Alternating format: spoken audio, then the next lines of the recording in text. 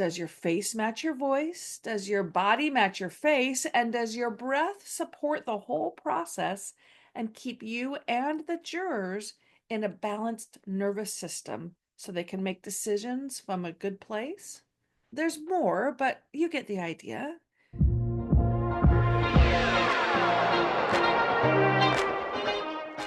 Welcome to the Foster Your Voice podcast with me, Kristi Foster. After a 30-year career in music and theater, I never imagined I'd be coaching trial attorneys. But once I entered your world, I quickly realized how critical and underutilized voice is in the courtroom. The truth is, you don't win trials with brute strength. You win with your voice. I'll give you tools to unlock your voice so you can communicate not just with purpose, but on purpose. If you want quick action tips to help you stay calm and in control, keep jurors engaged, and inspire your listeners to action, all through the power of your voice, you're in the right place. I'm Kristi Foster, and I'm here to help you foster your voice. Hello, welcome. I'm so glad you're here. This is the first episode, so you're getting in on the ground level here. So how did we get here? Why a podcast? It seems like everyone and their mother has a podcast these days.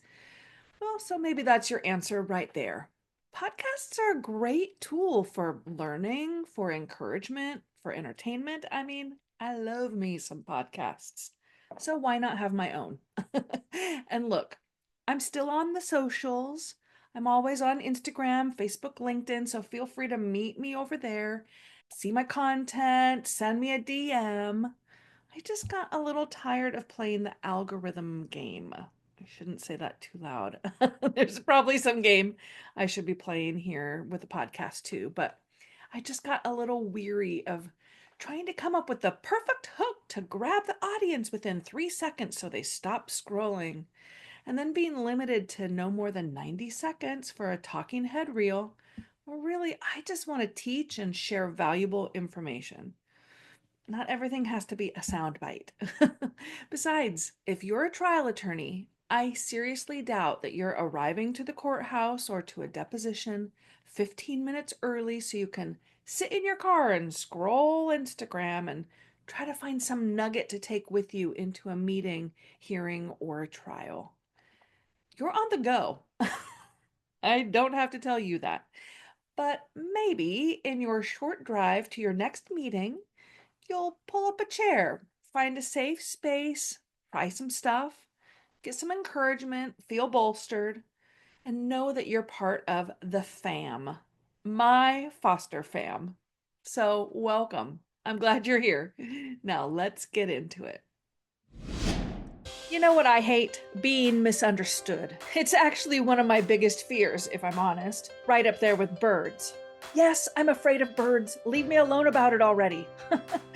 Being misunderstood is just the worst, though. Trying to communicate something and seeing that it's just not landing the way you intend. Too harsh of tone with your kid or spouse that ended up setting them off.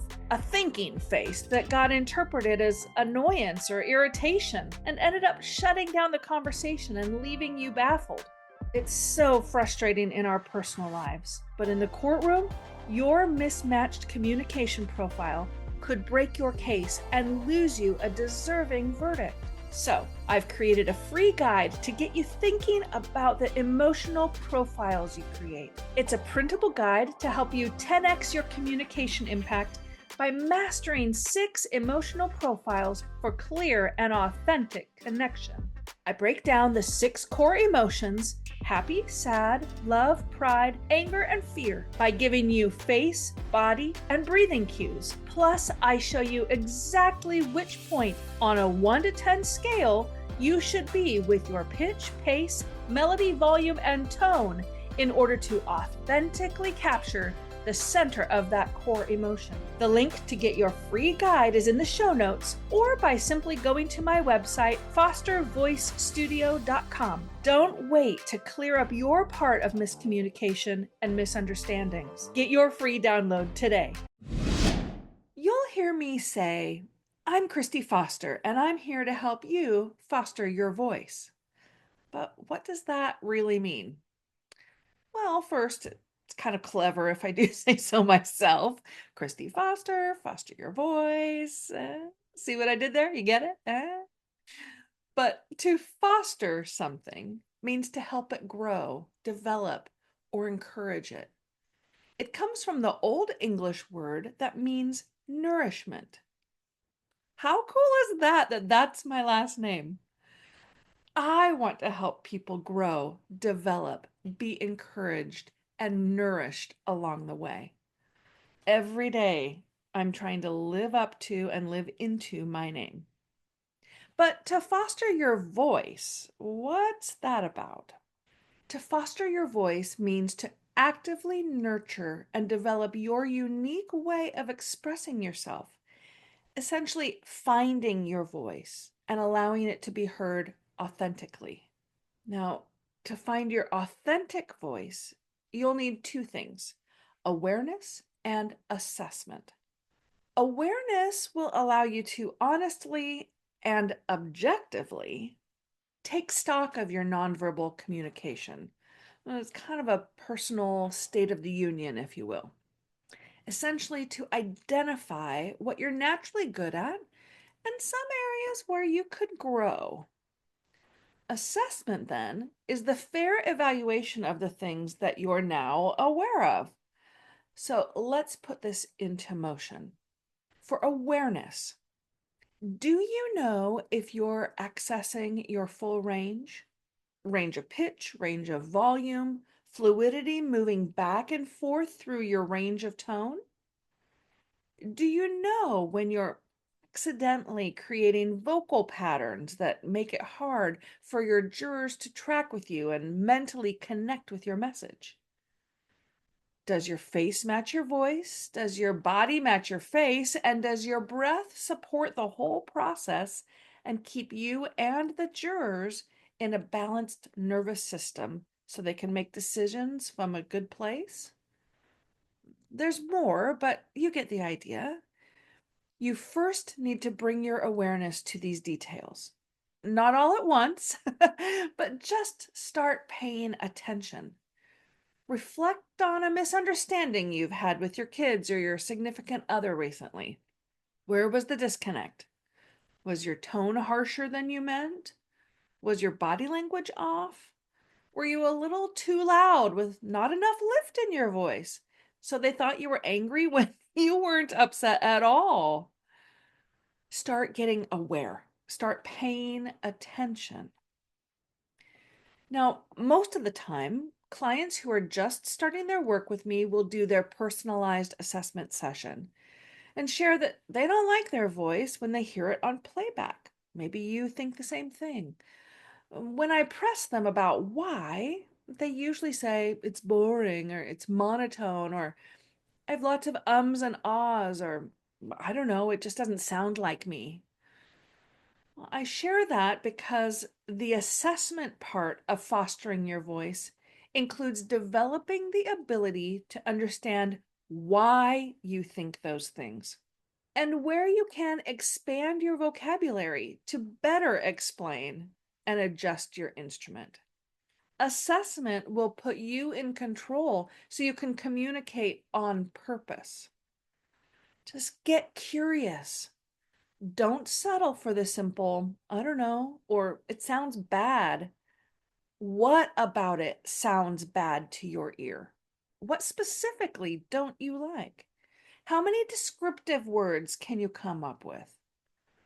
Okay, now in the beginning, this is kind of hard. It's hard to be able to assess all these things confidently on your own, let alone be able to know how to change any of it. No one has ever asked you to describe your voice or go this deep on understanding it. That's what I mean by I'm here to help you foster your voice. For instance, let's go back to your complaints about hearing yourself on playback. I can tell you that it's boring because you maybe don't have enough melody. It's monotone because you're locked into only your chest voice and lack upper range and knowing when to use it strategically to infuse more meaning. You have lots of filler words because you're not connected to your breath and you're not comfortable with pauses. And it doesn't sound like you because you're the only person that hears yourself internally. And on a playback, you're hearing yourself externally for the first time. I can help you with all this.